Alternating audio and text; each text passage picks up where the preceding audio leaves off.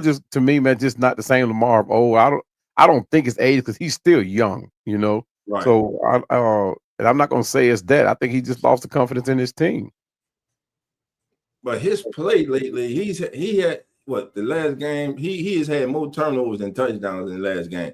So Yeah. his play has dropped also Hmm. significantly Yeah. so far. So just at the beginning of the season, I'm gonna just say this: no one saw this. No one saw the Ravens Yeah. or the Chiefs being in the predicament which they are right now. Of Now course. let's go to Black Friday, man. Listen here. There is not, and I'm gonna say it right now, other than those who are adamant, diehard, Windy City, Chicago Bear fans, there was no one. And don't come on here lying. Don't lie in the chat saying you did because you're a lie. That thought the Chicago Bears would go into the city of brotherly love and just lay an old-fashioned can of whoop you know what on the Philadelphia Eagles. Matter of fact, they just lined up and played bully ball. They sure And the did. Eagles with the Super Bowl champions. Yeah. Ben Johnson, he's in the locker room. He's Yeah. taking off his shirt, baby. He is flexing. The Bears Right. are flexing on the NFC, baby. They're Yeah. letting you know we are here, baby. Y'all gonna have to deal with us. Yeah. Yeah. Congratulations to the Bears, their first winning season since 2018. You got your franchise quarterback. Yeah. It seems that now you got the right coach to mentor and go forward with your young quarterback. They invested heavily in their offensive line, bringing in Joe Tooney and those to solidify the inside, the interior Mhm. of that offensive line. Caleb Williams, we know he's mobile. You got big player receivers on with Moore and the Doomsday and the running game, man, right now with Swift and Mogahan. I think I'm saying that kid's name right, but they have looked great, man. 93. And man, listen, I got to do this. A lot of my Saints fans, y'all ain't gonna like this, but we always say that some people are better coordinators than they are head coaches. And there's Mhm. no other poster child for that than Dennis Allen. He is a horrible ass head coach, but he's one of the best defensive coaches in the National Football League. Yes, sir. I take him. And he is one of the main reasons, that the Bears are in first place in the NFC North with a 9-3 record. Man, talk about the Bears, man. Yeah, I tell you, I give one person credit for what's happening over. Well, I ain't gonna say just one person, but ultimately he gets the credit. Ryan Poole, general manager, one of the greatest minds. And when you talk general managers, he put this team together. You know, nobody thought he would actually land Ben Johnson. Ben Johnson did what he's supposed to do. He's a great head coach. He came in with a game plan. He implemented it. Where the Bears were ready to almost walk away from Caleb as at one point. So I mean, he decided to stick with it. But like you said, nobody in their right mind thought that the Bears would actually walk in there and not only beat the Eagles, but beat them decisively. So, like you said, that bully ball, man, and this speaks major for the Bears nation. You know what I mean? This is one of those wins you can start talking your ish. You know what I mean? And it's like when the Falcons went in and we beat the Eagles. Of course, it was done through a mistake, but we capitalized on it and pulled the win out. But we started talking some ish after that game. You know what I mean? We had some Kirk Cousins at the ham at that time, and things just started looking up. You know, so this, like I said, this is a huge morale boost for the Bears. It's one of those things where you can say, "Hey, we are really playing good football." You know, so they really got their hopes up. For playoff implications. This is one of those games where, you know, they can say, "Hey, maybe we do have a shot." But Ryan Poole did his due diligence. He's only I don't know how long he's been there, but he did it quick, fast, and hurry. Started, and his best decision was sticking with Caleb as their starting quarterback. Yeah. The Bears offense rushed for 268 yards on design runs against the Eagles. That's their most this season in the game. Right. 268 yards against the Eagles defensive front. That was special, man. That was, listen, you know what I was saying? When you punch a bullet back in his mouth, you know what I'm saying? How that bullet ain't so, he ain't so tough. Right. I'm telling you, that kind of what happened to the Eagles. I kind of think they didn't believe in what, hey, it's still the Bears. They ain't play us. Right. But hey, shout out to the Bears, man. They did their thing. Now, before we get on to today's game, man, let's go to chat. We got some more family members coming in. This is Silas K7B says Cowboys or the Eagles. Right now, I mean, hey, how about them boys? That's all I'm gonna tell you. I ain't saying that. I'm saying it. The Cowboys play good football. They playing good football. I can't take it away from them. But I ain't saying that. Hey, two losses in a row. I'm just telling you. Hey, I gotta give them their props. Could this be another collapse by the Eagles? Remember the year before last, they started 10-0 and collapse. Could it be another collapse? All right, we got Heather Star 397 says I used to be on Miami Dolphins. But since Dan Marino retired, I don't like the team anymore. Now I like the New England Patriots. Yeah. Man, are you a fan of the team or are you a fan of a player? I got you, though. Dan Marino was great, man. Still looking to replace him. That's it. Yeah, they had a great team, especially Brian. _ WZ. You'll predict the Jaguars and Titans game. We got it, brother. We got it. We got you coming, baby. We got you coming. The law firm is in the building. Annie Marie Elizabeth Valowski. What's going on, Annie Marie? I don't know what that is. All right, who we got? 412 Cutter says Steelers my team, but they fraudulent. Their OC and DC is trash. Cowboy can detest. He can attest to the OC. Yeah. He had to deal with that BS for a couple years. Man. Treacherous. And he says, would not surprise me if teams that have been regular in making it into the playoffs, the Ravens, Chiefs, and Bills do not make it. Yeah, right now that's a realistic thing. Cutter says, I think Jackson might still be hurt. He's not playing the same, bro. Right, I agree. If you're good enough, if you're healthy enough to go out there on the field and play. Yeah, that's all that matters, bro. Yeah. You got to play. You set a standard. You set a standard to how you play. If you can't come close to that, why go on the field? If you're gonna be a detriment to your team, why get out there? Yeah, that's all I'm saying. But to his point too, though, Kirk Cousins, he did us like he did the Falcons like that. He got hurt. Didn't let the team know that he got hurt and he decided he wanted to play. So sometimes the coaches have to pay a little more attention to how a player performs as opposed to when things are supposedly going right. And when things start going wrong, you have to notice why they're going wrong. And we didn't pay close enough attention to him, and it came back to hurt the team. So, but yeah, I agree. He may be hurt. We never know. Right. And then Andy says, teams on the NFC side that do not make the playoffs. She has the Lions, the Vikings, the Buccaneers. Buccaneers? And the Giants. Could be. I gave you all on something Buccaneers, them boys there. But man, they've been has the fact of all the injuries that they have been dealing with, has that finally caught up with the Bucs? They're struggling right now. It may have. And I hope it is. Right. and don't forget one. Right. and don't forget, if the Panthers would have pulled off the upset Monday night, they would have been in first place solo, all by themselves. Yeah. So quickly it turns. I'm telling you, the NFC South, at one time it looked like it was the Bucs all day long. Nah, it's gonna be a dogfight down the stretch. Yeah, You know. I Let's agree. see. And he also says, now we got Cutter comes in. Cutter says, yo, the Bears, the truth, them dudes balling. Yeah, man. And Yeah. they're taking away the ball. Dennis Allen has them guys flying around on defense.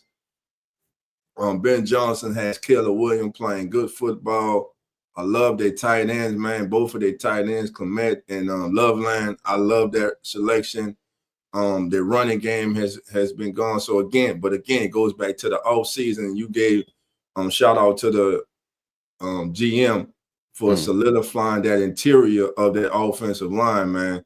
And it's paying dividends for the Bears right now. And it's also, I'm gonna say this as a fan of the National Football League, it's good to see the Bears good again.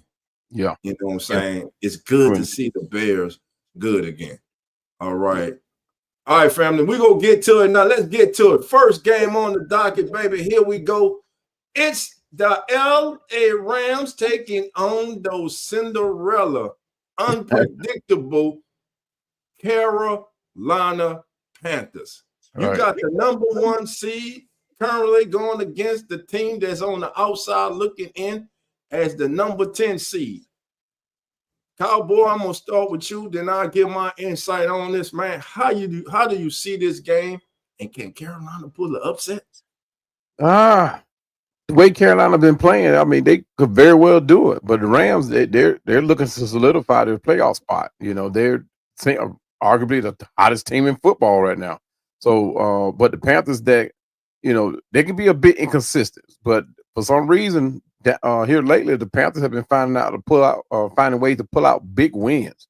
But for the LA to win, Matthew Stafford, he has to avoid those turnovers. And the Panthers defense, they are that team. They have some very good safeties and corners. So, well, decent. I put it like that. And if Matthew tries to do too much, they're going to come away with turnovers. So, but Carolina, the LA Rams defense has to find a way to stop Carolina's rushing game in order for them to win. And for Carolina to win, I mean, they must establish a physical ground game and force the Rams defense or offense into first difficult third down situations, creating havoc for Stafford. And Stafford can let them get the happy feet, and the Panthers can find a way to get stay in this game. But I'm going with the Rams on this one. I think the Rams just has a little bit too much firepower for the Panthers. But like I just said, here lately, Carolina Panthers have been finding ways to pull out these big games. All right. So you heard Cowboy. He's gone with the Rams. And he said about making Stafford uncomfortable. So when facing the blitz so far this season, Matthew Stafford has thrown 24 touchdowns against the blitz. That's more than double that of any quarterback, while not, and this is the key factor, while not throwing a single intercept. Yeah. In fact, Matthew Stafford has thrown 27 consecutive touchdown passes since his last interception, which was way back in week 3. Right. That's tied for the longest streak of consecutive passing touchdowns without an interception in the history of the National Football League. Yeah. Listen, y'all know I think I'm not a Rams fan, but I'm a fan of the NFL, and I just think Coach McVay is one of the brightest offensive minds in the National Football League. I love that Rams young front. Everything says Rams. Everything says Rams. Yeah. I called the upset in Green Bay. I'm calling again, baby. Right now, I'm starting early. Your boy Dolph is calling. I'm going lone wolfing. Oh, man. Let's go, baby. Panthers upset the LA Rams in the National Football League. Taxi-turmy, up and down turnstile season continues to go. Everybody keeps scratching their head like, what the hell? I'm telling you, the Panthers pull off the upset at home today over the LA Rams. Give me the Panthers in the upset. Let's go, Cowboy. Let's go to the 49ers against the Browns. Oh, this game right here, baby. Oh, the intensity has gone up because he's getting his second start. He's getting his second start. For all you Shador lovers, this is it. He has a chance to prove it. Hey, you get a second start. They must have liked a little something they saw. Oh, the yeah. thing is, can you hold on to it? Can you build on it? But today, you're going against the San Francisco 49ers. And we understand this ain't the 49ers defense of the prior years. You know, they got a lot of injuries on that side of the ball. But the 49ers are still 8-4. Yeah. Still a good football team. Still have Kyle Shanahan on that sideline. Still have Mr. Do-It-All in McCaffrey in the backfield. Yeah. These Kittle's at tight end, and they getting healthy on offense. Yeah. Can the Browns get enough out of their offense to defeat the 49ers? Because I believe that Browns defense, which is one of the best in the National Football League, and the Incredible Hulk, that's what I call Myles Garrett, the Incredible Hulk. they're gonna keep them in the game, man. God, what's your thought, Cowboy? And I think that how many sacks he has now? I mean, he's on pace to have about 30 by some season end, maybe even 40. I mean, it's crazy. But the key to this game, man, I think is going to be Robert Saleh to get all the pressure he can onto Shador Sanders. Shador Sanders is there just to prove 1 point, and he really don't have to prove it. All he has to do is show that the Browns should have stuck with him, should have made the decision to make him the starting quarterback in the beginning, and without all the drama. And I hope he has a good game. But San Francisco is aiming to keep pace in the NFC West, while the Browns are fighting for relevance.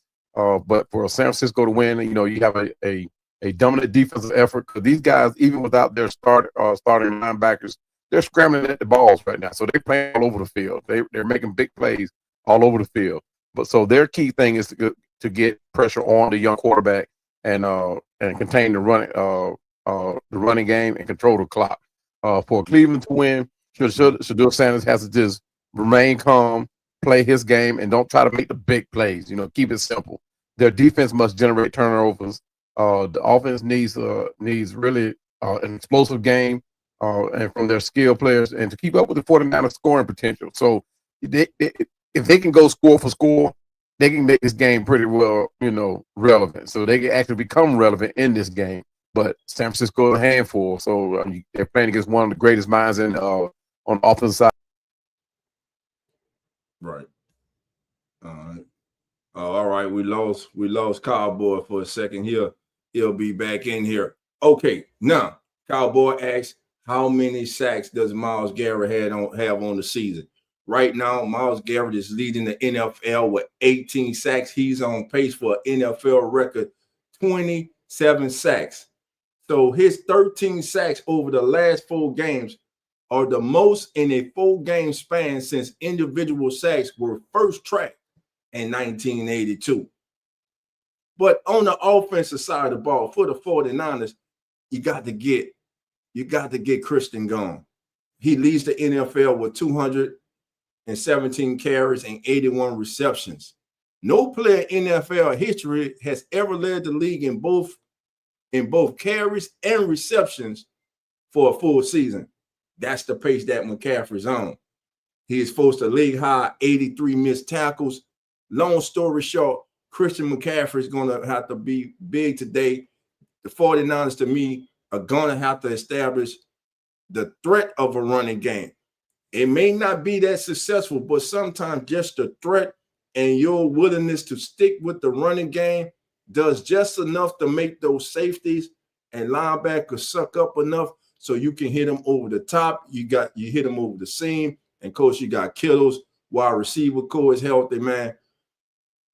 I don't believe that the Browns, though they're at home, I'm going to call me crazy. You know what, family? Call your boy dog crazy today. I'm going with another upset. I'm taking the Cleveland Browns over the San Francisco 49ers. That's right. The Browns shocked everybody today, baby. They get past the 49ers. Brock Purdy did throw 3 interceptions his last game, even though they won. I'm just saying, you ain't going to always be able to do that. And you're playing against the NFL sack leader and one of the best defenses in the National Football League, a team with a little pep to its step because there was a QB change, baby. Let's see if the Browns can ride that momentum today against the 49ers. I think they can, so I'm going with the Browns to win the day. All right, next game on the docket, baby, it's the Houston Texans. AFC South is in the building, baby. Houston taking on the Indianapolis Colts, the third seed currently in the AFC playoff picture. No one saw this coming. Daniel Jones gone from the Giants last year to the Vikings in this offseason, looked around and he saw his opportunity, what he thought his best opportunity to play would be with the Indianapolis Colts. He made the right decision. He has come out. He has been playing great football this season. Now, he stumbled a little lately, no doubt about that. But, man, you got the number one guy right now to me was him and Matthew Stafford and Drake May. Those are my top three MVP candidates for this season because I think they all three have been balling crazy. And Jonathan Taylor. Houston is the number one defense. Colts must run the ball. Must run the ball. Daniel Jones must keep players alive with his legs. Go have to scramble a little, pick up a couple unconventional first downs to keep those chains moving. Even though C.J. Stroud is expected to be back today, I have just not been impressed this season with the offensive performance of the Houston Texans. In fact, it has been disappointing. It just plain out disappointing, their performance. You got the number one defense in the league. You got same young talent. You added some talent. You got good tight end in Dalton Schultz. You got good wide receivers. You got a running game. What's going on with the Texans? They're just not getting it done on the offensive side of the ball. Colts at home, I think the Colts and that Colts defense is one of the more underrated defenses. I'm going with the Colts today. I'm taking the Colts at home over the Houston Texans. Colts solidify themselves. They stamped themselves as the best team in the AFC South and one of the better teams in the AFC. And though they lost that game against Kansas City, I kind of think they kind of made that stamp. They got the stamp of approval in that game, but that's just me. All right, Cowboys back with us. Cowboy, we're here. We left out on San Francisco and the Browns, and we're now on Cleveland and the Colts. So if you can, just give us your thoughts right quick on who you think wins that Browns 49ers game, and then the current game we're on the Texans and the Colts. I'm gonna have to stay with the running game of San Francisco 49ers. McCaffrey's running on a high right now. He's become the third running back, all-time running back now. He's ahead of Walter Payton now. So I think they're gonna keep riding that horse until it falls off. Gotcha. All right, Houston and Indianapolis. You talk about games that has a huge playoff implication, right? And every game today really is going to have a playoff implication. This is one of them, and this is you talk about the on both sides. Although I'm picking Indianapolis to come out on ahead of Houston, but Houston, the passing game for them, is led by their young quarterback, but he needs to exploit the Colts secondary, which is easier said than done, and their defense must stop Jonathan Taylor. Another job that's going to be hard to take. So, but for Indy to win, they have to run the ball effectively with Jonathan Taylor and rely on their stout defense to limit Houston's big plays. But I'm gonna go with the Colts on this one. Okay. Yeah. All right. So Cowboys going with the Colts. Everybody in the chat right now, we need you. Hey, this is a fan-friendly. This is a family show. You family. So family, we want to know your thoughts. Who you got in this game? Colts, Texans, put it in the chat as we move on to the next slate of games. Oh, man. Do I really have to do it? Do I really got to do it? Well, yeah, I got to do it. I love my team, baby. I'm black and gold from the cradle to the grave. But my God, man, I know we're in the rebuild, but, man, it's tough, brother. I tell you, it's tough. You think it's tough right now? It's tough right now, brother. It's tough right now. We had a bye week and came back and scored 3 points last week. Oh man. I don't know what's going on. But listen, I know we're in the rebuild. All I'm looking for today is to see steady growth from Tyler Shuck. Mm-hmm. I'm not expecting us to win this game, but then again, we are playing the Dolphins, so you never know what happens with the Dolphins. Exactly. So yeah, I'm going with the Dolphins, though I think it'll be a close game until later. I think the Dolphins win this game 23-16. I'm being kind of us even scoring 16. We scored 3 last week, so hell, we scored 16. That's an improvement. Your thoughts on this game, Cowboy? I'm actually surprised you went with the Dolphins. I really am. But I mean, you know your team better than I do.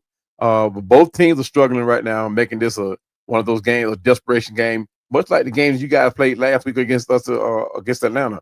But for New Orleans to win, they need to play very disciplined football, making a mistake-free game, lean on the defense, keep the score low, and convert on the red zone trips. I think that boy, your quarterback, young quarterback Tyler Shaw, that is what I'm going to be watching. Just like you, I'm going to watch and see his growth. And from what I saw when he played Atlanta last week, man, I see a lot from this kid. And I think he actually going to learn a lot, did learn a lot from that game. But for Miami to win, their defense need to create pressure, which I don't think they're going to be able to do. And the offense must find a rhythm early to leverage their home field advantage. And surprisingly, I think Miami has lost more fans than they have games. So I mean, this thing here is one of those, like I said, desperation games, has no playoff implications. But I think New Orleans pulled these games out. Wow. All right. Now, one thing to keep an eye on in this game is Devon Achane. Mm-hmm. When he touches the ball more than 20 times in a game this year, the Dolphins are 4-0. When he does not touch it 20 or more times, they're 0-7. Now, and speaking one more time about Tyler Shuck, right now he leads all rookies with a 68.1 completion percentage as a starter this season. That's the 4th highest completion percentage by any rookie quarterback to make at least 3 starts since 1950. So there's something there. I believe there's something there. But right now, I don't think there are enough horses in the barn to put up much of a fight. And I'm going with the Dolphins. Hey, man, I got to be honest, bro. I feel you, brother. I feel you. I got to be honest, man. Yeah. All right, family. So here we go. We're going to keep it going. Now we go to your team, baby. Now we go to your team, man. You're taking on the Jets, man. The Jets, they just beat the Ravens.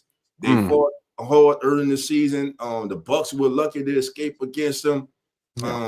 What are you looking for today in this contest as you guys travel to New York to take on the Jets? I'm looking for the Lions to win this game. But we talk about two teams trying to find an offensive identity. But the Jets are continued. I don't know why, but they just gave away too many defensive players. You know, in this game here, you have to play good defense.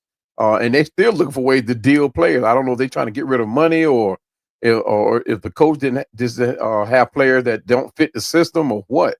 But it's just too many defensive players, key defensive players that they've lost.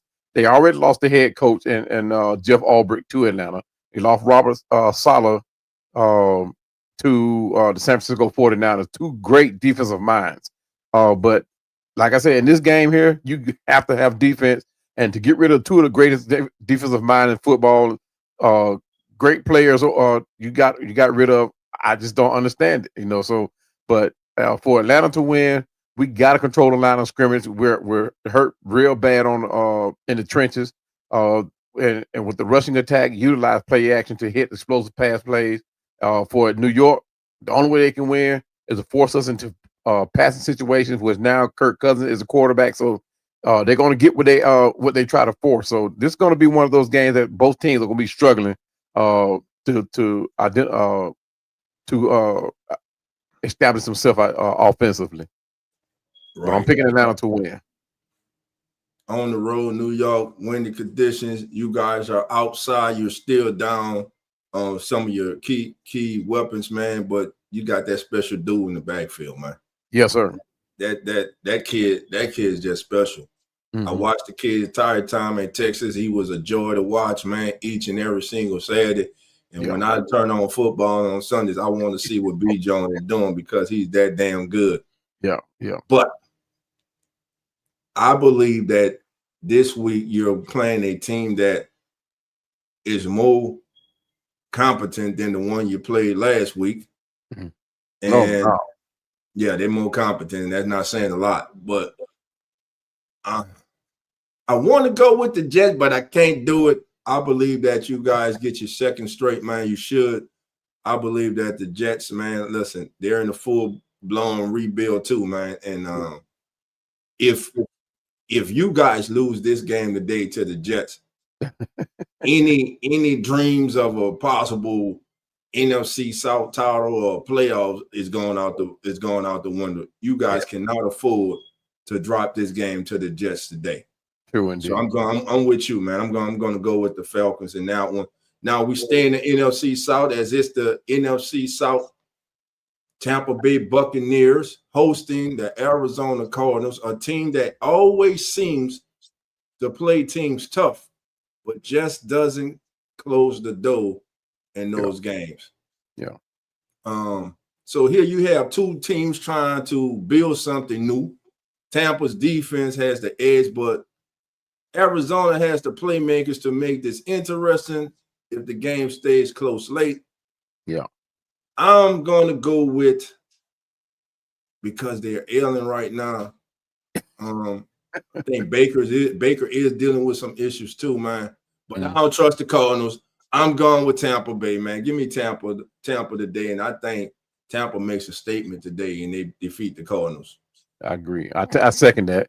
Tampa Bay is really protecting the division right now. They're protecting their lead against a team that just can't come up with big plays. The Cardinals, they can make plays. They're just not big enough to win and, like you say, close out the games. But for Tampa to win, I'm brain farting on the quarterback now. Help me, Baker Mayfield. Yeah, he needs to stay in that clean pocket. You know, pick apart the Cardinals secondary because the secondary is tore up, and they're coming up short. But their defense, they need to contain any rushing attempt by Arizona. But for Arizona to win, their quarterback, star receiver, they need make massive performances. And like I said, they have not been able to make the big plays. They need to win the turnover battle, which they have not been doing as of late. So this is going to be one of those games where the fewer mistakes they can win. I mean, not the fewer mistakes they can win. The fewer mistakes they can stay within the game because they're not going to win this one. I don't think. So I'm with you. I'm going with Tampa Bay. All right. So we're both going with Tampa Bay. Everybody in the chat, who you got in these three games? Saints, Dolphins, Falcons, Jets, Cardinals, Bucks. All right. Let's keep it moving. Jacksonville taking on Tennessee. Somebody earlier say, man, talk about the Jaguars and the Titans. Do we have to, man? But yeah, we're here, baby. We're going to talk about it, baby. So here we go. Jaguars taking on the Titans, man. Jaguars 74 currently the number 6 seed in the AFC. Taking on right now the Tennessee Titans, who could have the number one right now. They are in line to have the number one pick in next year's upcoming draft for the second consecutive year. I don't feel like the Titans helped Cam Ward any this year. No. I don't think they built the offensive line around this kid. I don't think they gave him a running game. I don't think they gave him enough playmakers. Yeah. That kid right now is out there running solo, and he's being sacked a lot.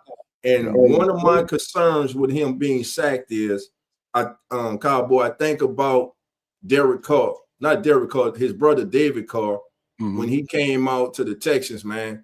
Yeah. And that kid got sacked so much that first year, man. He never was the same or was able to become what many thought he might be able to be. And I'm afraid that the Titans, man, could be trending that way with Cam Ward. Listen, he's a rookie. He has shown flashes. He has shown rookie. He's done what rookies do. He's made rookie mistakes. Right. But damn, he's had so much on his plate, man. Yeah. And there's really nobody else helping him, in my opinion, to carry the load. So your thoughts on this one? I'm just simply put, I'm going with the Jags in here. I think the Jags improved to 8-4, and they keep turning, trying to get themselves solidified and locked into a playoff position in the AFC. Yeah, I agree with you on. I agree with you on that. Cam Ward has really, the organization has really put their team on Cam Ward's shoulder, and whatever success he has, they're going to ride with that. Like you said, they have done absolutely nothing. Of course, they couldn't have. I mean, they didn't have the draft picks to go get anybody. They don't have any to trade away, so they have to tank and I'm gonna say tank because they really couldn't win games, but they have to do what they can to get high draft picks. And you never can really like place a lot of expectations on draft picks, right? But you can get draft picks in later rounds. But Tennessee, unless they're able to draft 4 or 5 linemen to bring in and help protect this kid, man, I agree with you, man. It's going to be like damaged goods trying to revitalize the program all along, But the Jaguars, they're seeking to maintain their lead in the AFC South, a convincing lead against a struggling division rival. Of course, today's game is going to be a runaway for them. For early lead for Jacksonville to even win, they have to get an early lead and neutralize the home crowd and let their defense feast on a low-powered Titans offense. For Tennessee to win, I think the defense needs to play lights out and surprise offensive spark.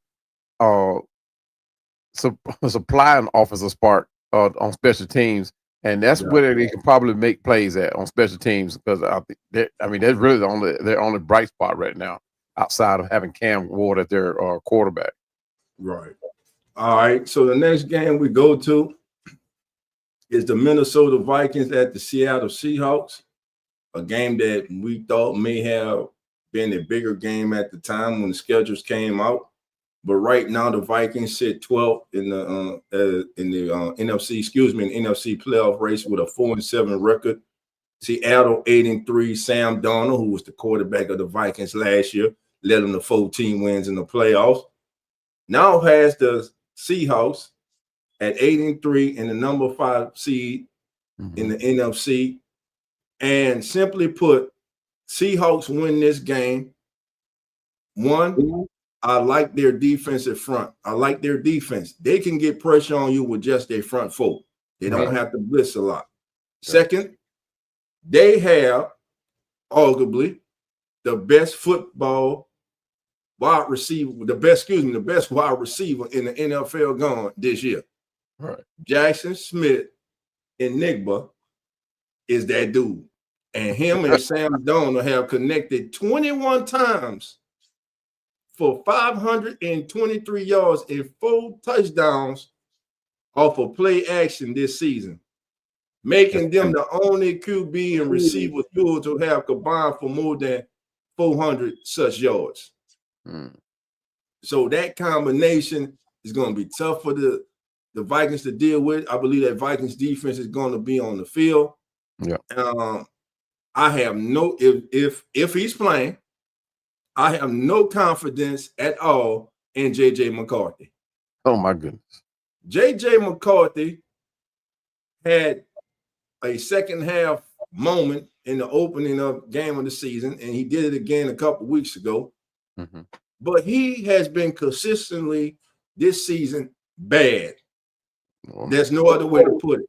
Yeah. Justin Jefferson caught 10 of 13 targets for 144 yards and 2 touchdowns against the Seahawks in week 16 of last season. I guarantee you he don't have them kind of numbers today if J.J. McCarthy is throwing the ball to him. There's not chemistry there. Right. And how in the hell you can be a starting quarterback, a young quarterback, and not have chemistry with arguably one of the best wide receivers in the National Football League in Justin Jefferson blows my mind. Right. They made a mistake by letting Sam Darnold walk. They made a mistake by letting Daniel Jones walk.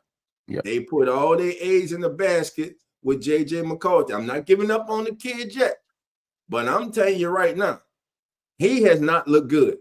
No. And if I'm a Vikings fan and I'm looking at that, and I'm looking at this year's draft, shit, we might have to wait. We might have to draft a quarterback in 2 years. Ooh. Because I don't see any quarterback coming out this year. I don't care how they try to blow them up after all these workouts and off-season stuff. There's not a quarterback coming. And y'all tell me if I'm lying. Be honest with yourself. Is there a quarterback y'all look at on Saturday and say, "Oh man, that's the number one pick in the draft. That's a franchise quarterback." Come on, man. He don't exist. Right. He don't exist. So I get your thoughts on this game, Cowboy. Yeah. I mean, like you said, I think that them letting Donald walk that's going to be one of those decisions that they're going to say they're going to have to live with, right? But the Vikings, they face a tough road test against the Seahawks, coming into this, and they're going to have to play at a very high level to even compete. Right. But with Justin Jefferson and McCarthy not being able to gel, not being able to establish that chemistry to hand out these performance plays that they really need to put out, I don't think it's going to happen against this trending Seattle Seahawks. These Seattle Seahawks are on a run. But for Minnesota to win, Justin Jefferson must dominate the passing game, but to be able to do that with McCarthy, I don't think so. The Vikings defense must limit the big plays by Seattle, which is going to be a daunting task for them. But for Seattle to win, I mean, they just have to play. It's business as usual for them. Establish the run early, allow their quarterback to control the game and the flow, and create pressure on the Vikings quarterback, which is one of those things that they're going to say, "Oh, okay, just let the defense do what they do." But to me, I think it's going to be business as usual for the Seahawks. Just go out and win the game, play their game, and they'll win this one. And so I'm going with the Seattle Seahawks. I'm with you. All right. Next game, Raiders taking on the Chargers. This is a classic AFC matchup. Remember back in the day, this was one of those games that you really had to stay glued onto the TV. Great rivalry game with the Chargers looking to stay in the playoff hunt. For Los Angeles to win, I mean, they're really going to have to try their best to exploit the Chargers' rushing defense and create a chaotic, high turnover environment. They really going to have to play their secondary. Really going to have to step in and step up for the Chargers to win. The quarterback needs to just have a vintage performance, right? And the defense must present the Raiders one or two different playmakers for taking over the game. Whether that be Ginty, what's his name? Ginty for the Raiders, a running back for the Raiders. Yeah. As always, we love watching Brock Bowers and what he do, right? So, and they have the twin towers at tight ends, and they're really going to have to get this thing to going. I don't know how they're going to be able to do it against the Chargers. The Chargers are playing really good football. Defense is really standing out and playing solid, very solid football. But we haven't seen nobody yet that's able to stop Brock Bowers. So, and that tight end duo they have over there, but it hasn't been enough to win the games. So let's see what they do. I'm going to go with the Chargers on this one. The Raiders just haven't had enough firepower to do what they need to do. Right. And let me just say this. Brock Bowers, Michael Myers, Ashton Ginty. There's a reason Chip Kelly got fired. He should have been fired. He's just not a good coordinator in the National Football League. You got all that young talent. You don't know how to use it. But the most disappointing thing for the Raiders has been Geno Smith. Yeah. They counted on him. They brought him in there to be, y'all hear me say this every week when I talk about the Raiders, because it has to be said. Geno has dropped the ball. He has gone back to the New York Jets, Geno Smith. Yeah. And if you're a Raider fan, that is something you do not like. That is something that has hurt you. Right. All right. Now listen, family, we got a special guest getting ready to come on. I ain't really do this here all season long, but we want to welcome our guest. So it's time for Team Pulse. Let's go.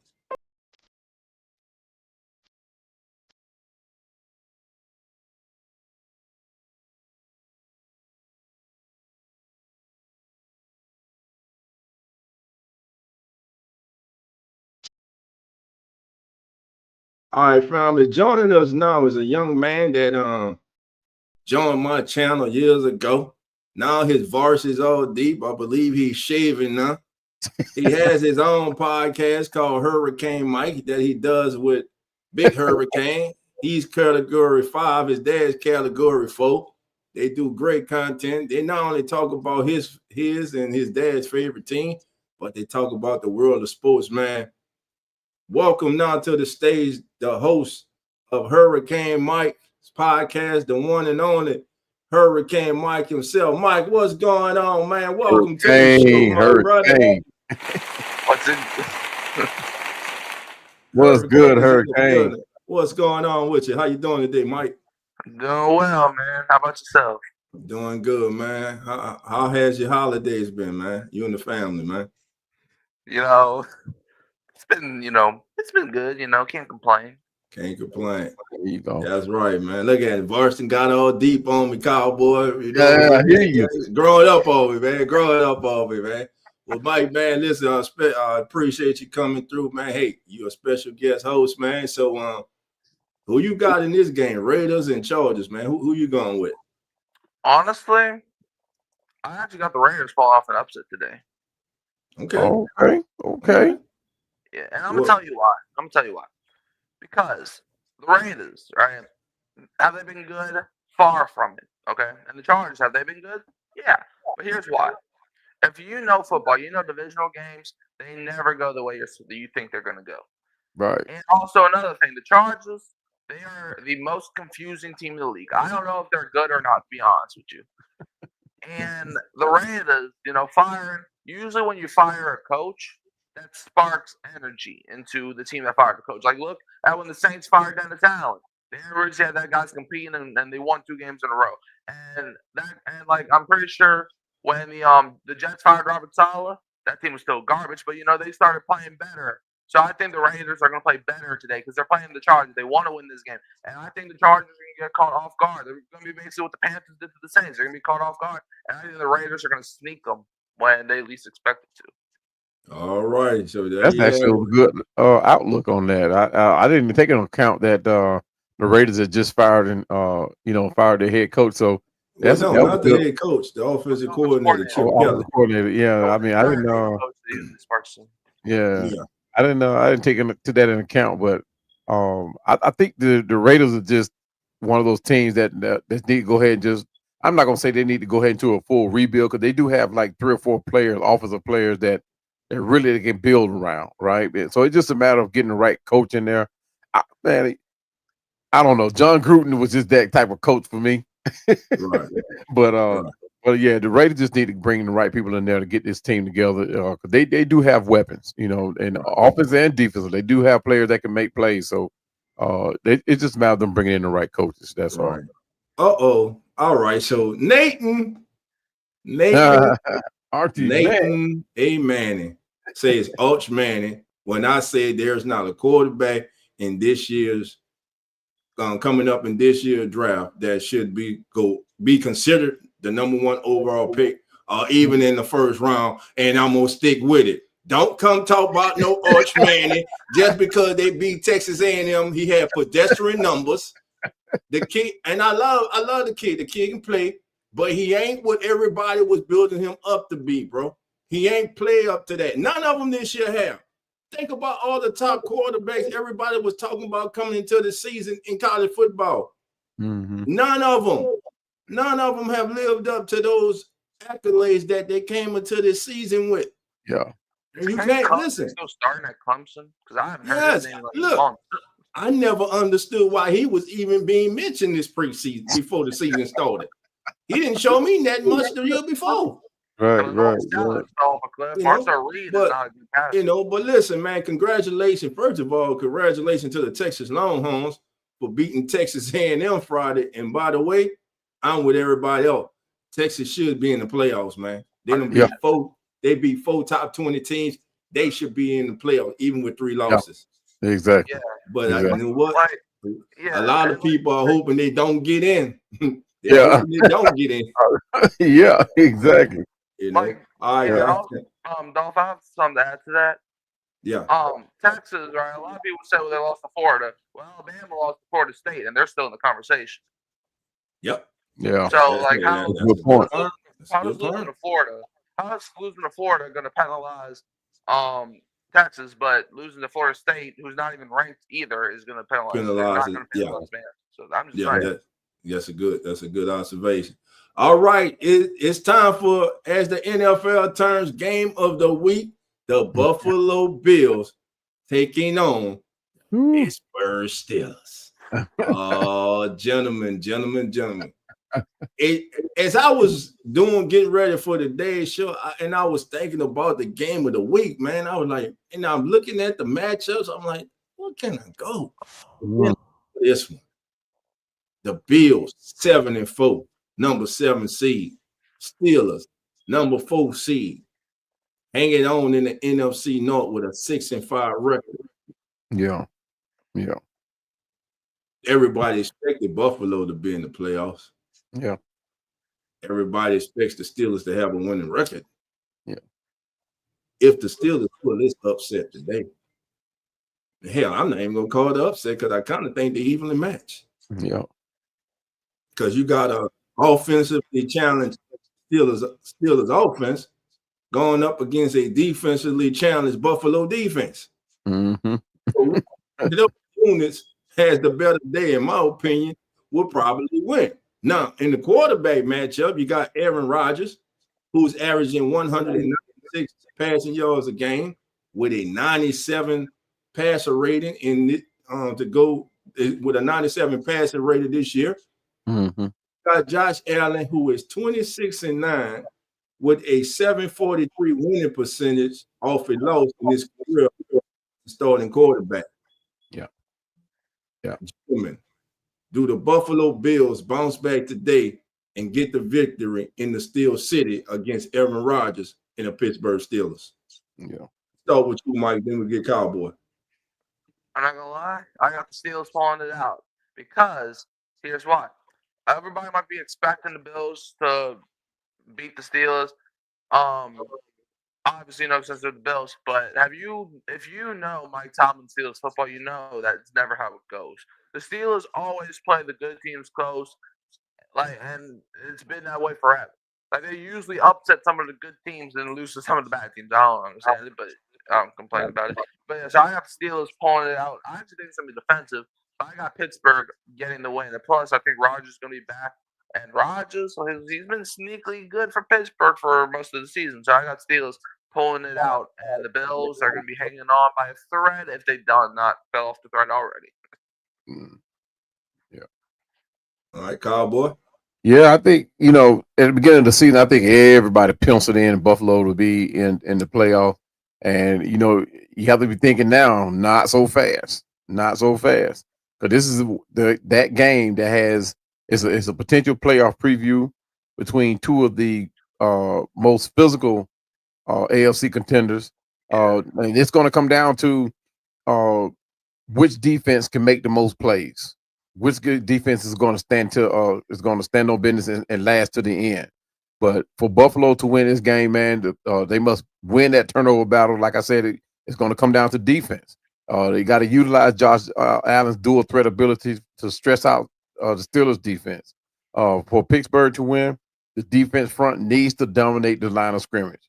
They got to force Allen into uncomfortable positions in the running game, and they must give their offense a chance.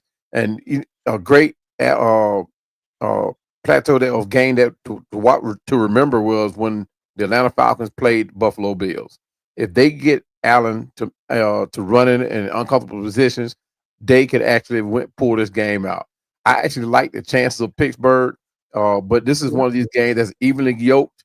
So I don't actually have a decision for this. So it's a tie for me. But I'm leaning toward Pittsburgh because Aaron Rodgers is he stands up in big games like this. He plays well against big competition. So but he does make a lot of mistakes.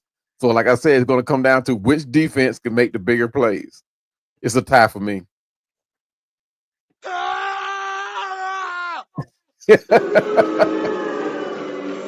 Hey, you got to pick somebody, cowboy. You Come said, on, man. Come. you got All to right, pick one. okay. Let's go. Let's Let's go flip a coin. Buffalo. I think Josh Allen. Okay. Will make bigger, bigger Okay. plays down the stretch. All right. So it comes down to me. Buffalo. Yeah. Pittsburgh. Did I already say who was in this game? I thought you already said. I think you said Pittsburgh. I think you said. The Steelers. I went with the Steelers. So hold on. That means Cowboy, you the lone wolf. I'm the lone wolf. I pick Buffalo. Mike pick Pittsburgh. I picked Pittsburgh. Oh, yeah, you got the lone wolf, baby. You got the lone wolf. I stand on business, baby. I stand on business. Wolf, and Buffalo will pull this out. Josh Allen will make the plays down the stretch.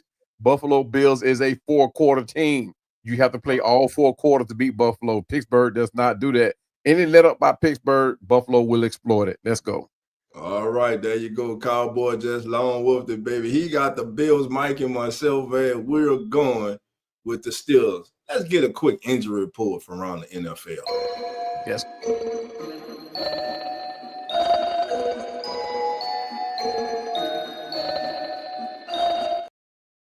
All right, looking around the league, some notables not playing today. First in the Rams and Panthers game. For the Panthers, cornerback J.C. Horn and wide receiver Hunter Renfrow, they are out. They will not be playing today. In the Texans game, for the coach, cornerback Jonathan Edwards, he is out. Gold, Lake, and Thomason will be out for the Texans. As we go to the Falcons against the Jets, for the Falcons, Drake London, Kadero Hodger out once again for the Falcons. Got a host of players. No significant big name. Penix is out. Yeah. Oh, yeah. And of course, Penix is on injured reserve. He's out for the year. Yeah. Now for the Bucks and the Cardinals, in that game, looks like they're gonna get healthy, man. There's a chance that we see the running back for the Bucks, not White, but what's his name? Yeah, we see Bucky Irvin today in the lineup for the Packers. I mean, for the Buccaneers. That'll be a good addition for them. Let's see. As for the Minnesota, and that's about it for right now for your inactives for the day and injury report. All right, family, let's keep it going. Now let's go to Sunday Night Football. Now, during the offseason, when they made this game, many thought that this would be a marquee game on the schedule here late in November, heading toward December. But man, were we all wrong. Yeah. Injuries, lack of consistently good play, and I believe the lack of turning from the hunter into the hunted has caught up with the Commanders, not to mention the injuries to their star quarterback. Yeah. The Broncos are 9-2. They won 8 straight games. It has not been pretty, but it doesn't matter. All that matters is the W and the L, and they're 9-2. Bo Nix has not played great football all season. He had some ugly games this year. For sure. But they find a way to win. Sean Payton is pushing all the right buttons right now for the Denver Broncos. Plus, they get the Defensive Player of the Year. He's scheduled to come back today. Surtain is scheduled to be back in the lineup. Man, I don't even think it'll be close, especially if Mariota's quarterbacking. Just give me the Broncos, man. I think the Broncos win.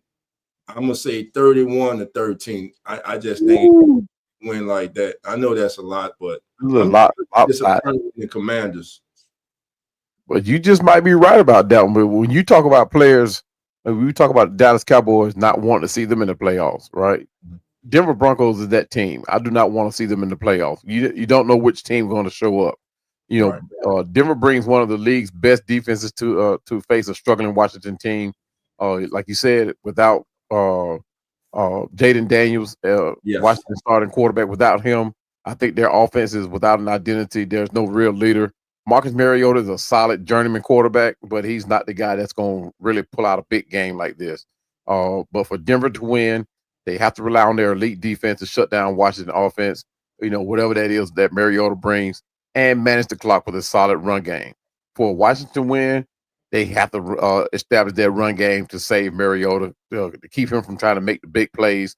Because if he's get forced to make big plays, turnovers are going to happen. That's going to count against Washington. It's not going to look good for them.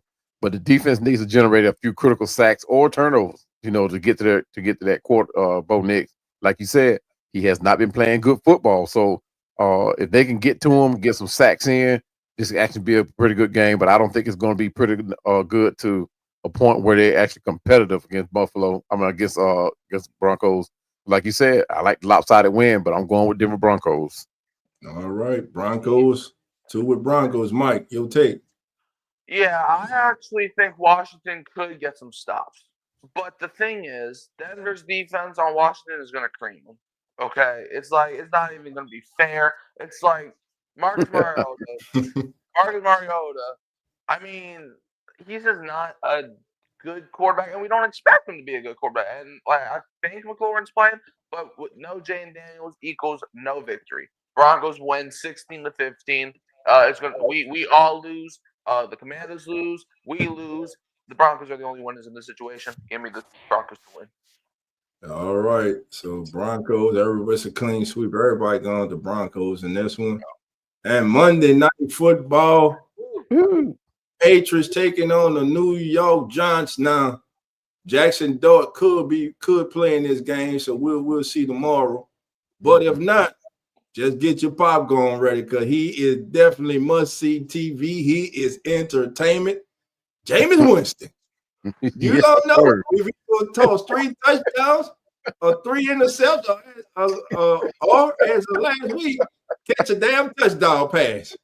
He is must-see TV, baby. And Monday night, I am tuning in to see what the hell Jameis does if he starts because it's going to be a damn show. So with that being said, Cowboy, I'm going to start with you. Monday Night Giants taking on.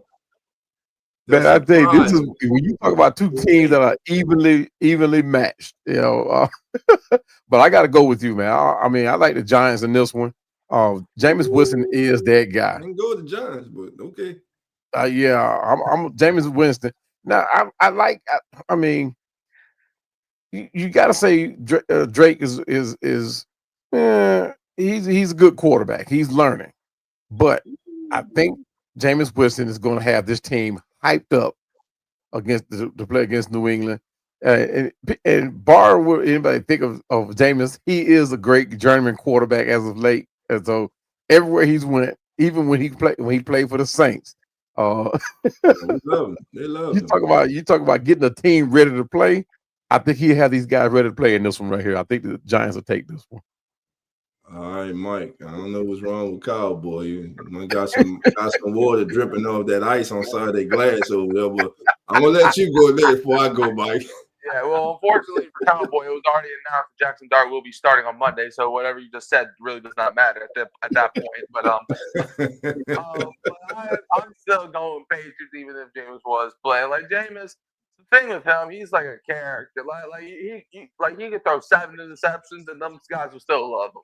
Like there is no hating Jameis. But he could throw. Bro, I won't be surprised. Like even though he's not playing, I won't be surprised if there's a game either this season or next year where he throws 4 touchdowns and 7 interceptions. This has been all over the place. Like you don't know what to expect. It just moves.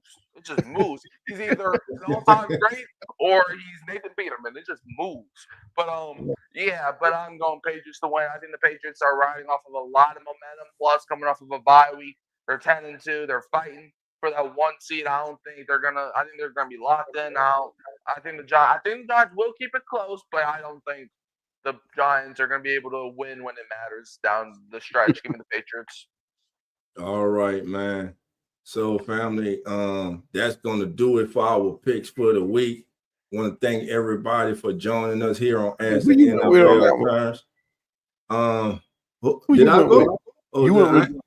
I'm going with the Patriots, man. I just I think that I believe that Drake May is one of the top MVP getters this year. I believe he should be in that category. I believe it's him, Jonathan Stewart, and Matthew Stafford. I believe, and Ford is Jackson Smith and Nick, but we know that award should be called the Quarterback of the Year award because they always get a damn MVP to a quarterback. So, right. So I'm saying Drake May. Drake May has made a hell of a difference. I love what Mike Vrabel has done for the Patriots. The players he brought in, they bought into him, and their quarterback, man. If your young quarterback hits, man, that changes your franchise, man. And that has definitely changed the Patriots, man. They're sitting there 10-2. They're hosting the Giants. Jackson Dart coming back, and I like Jackson Dart's moxie, man. I like his moxie. I think the Giants have their quarterback for the future, too. Yeah. But we'll see who the coach is next season. But for this game in Foxborough, give me Drake May and the Patriots, man. I don't think they stumped their toe against the Giants. And I think it'll be competitive, but I think the Patriots put it out in the end. I'm going to go Patriots 27 and Giants 23 in that contest. 20-17. Yeah. So now it's time, family. I want y'all to get ready for one of the most exciting segments in all the sports media. But hold on, it's a little too quiet in here. I know my boy Carlos is not here.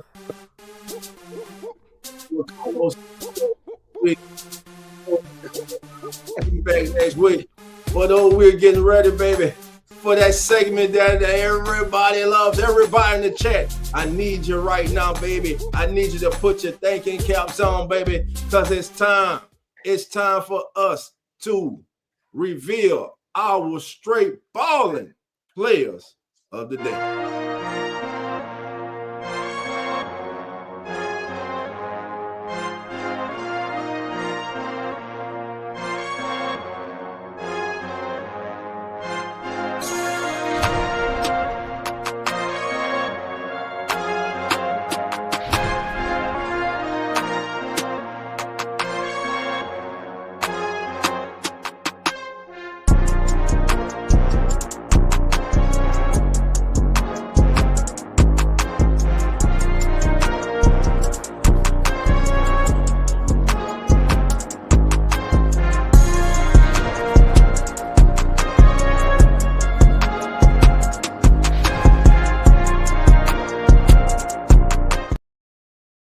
All right, baby.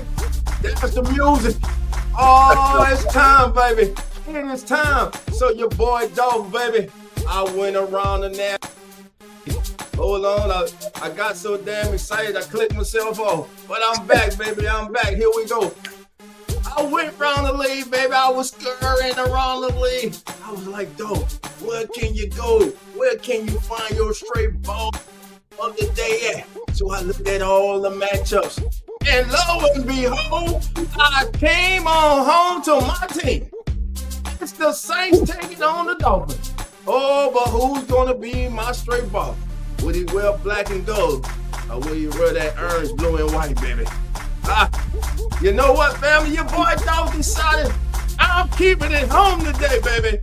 I'm going with my young quarterback, Tyler Shuck, to bounce back today, baby, and throw not one, but 2 touchdowns and get 1 on the ground. That's right, Tyler Shuck. God damn it, don't shuck me today. I got you as my straight baller of the day. All right, let's go to Cowboy. Get Cowboy up here. Cowboy, who is your straight baller of the day, baby? Man, believe it or not, I'm with you. I got to go with my own team. My straight baller for the day, Kirk Cousins. He's going to come back and show what we've been missing since week 6. While he was picked to bring this franchise to the Super Bowl, while he was picked to bring this franchise to a winning season, win now and into the future. My straight baller of the week, Kirk Cousins. None other than, you like that? I like that. Hold on, Mike. The musical replay is about to start again. Here we go, Mike. Straight ball of the day, Mike. Who you going with, baby? Talk to me. My straight baller, I'm going all the way to Tampa Bay, Florida, where the Cardinals are set to play the Buccaneers. A lot of people might not be thinking this, but give me Jacoby Brissett, man. The best backup QB in history, and you can't deny that. 47 completions a couple weeks ago. I mean, I was going Trevor Lawrence last week, but, the Jaguars were the better team, so they won. Give me Jacoby Brissett to throw not one, not two, but 3 touchdowns against the Tampa Bay Buccaneers in a 30-23 victory. And he's going to throw for 300 passing yards. Give me Jacoby Brissett. All right, Hurricane Mike went with Jacoby Brissett. All right, everybody in the chat, who you got? Who you got, baby? Let me know. Uncle Jerry's in the building. How you doing, Jerry? Come on in. Hey, Mike, I like that selection, baby. I like that selection. Listen, everybody, this has been As the NFL Turns. We are live each and every Sunday morning, baby, all the way through Super Bowl Sunday. That's right. Tune in at 10 a.m. Central, 11 a.m. Eastern. John Cowboy, myself, Zach, Nine, Lawrence, as we all get you ready. And hold on, I repeat, I will not, because my sister PJ gonna get over it like, dog, you keep having them brain freezes, I'm gonna have to talk to you. But my sister PJ and Carlos, host of Uneducated Sports Talk, baby, and my big brother, host of the Keeping It Real Who That Sports Podcast, the legendary Coach Rock.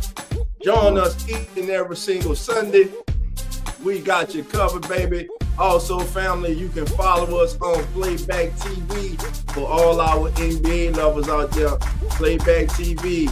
Come on in, Sports Network. Subscribe, baby. We got you covered during the NBA season with the live, actual game we watch together.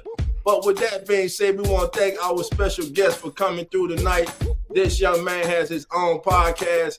He's a diehard New Orleans Saints fan. And I'm watching this young man grow, man. I'm proud of him. So, Mike, for those who may not know you, let them know where they can find you, your platforms, and at times you be on during the week. Well, yeah, I mean, thanks for having me on. You can always find me at Hurricane Mike. We be talking Saints football, we be talking Pelicans basketball, we be talking about too, but also we be talking about the NFL landscape and the NBA landscape. On Tuesdays, we recap what happened the following week. On Fridays, we predict the next week, and then on Sundays, we talk about the Saints pregame and postgame. So you can't miss this, man. All righty. Appreciate Mike. And Mike, appreciate each and every single person who was in the chat. All right. Notorious BG says, bear down, baby. I hear you. Them Bears, baby. They bear down in the city of Brother. Shout out to the Bears Nation. Shout out. All right. What's going on, man? Listen, thank each and every single person once again for joining us today. We appreciate you for being with us. And again, we'll see everybody next Sunday, 10 a.m. Central, 11 a.m. Eastern for As the NFL Turns. And remember, family, the doors are not open. So come on in. Enjoy your Sunday.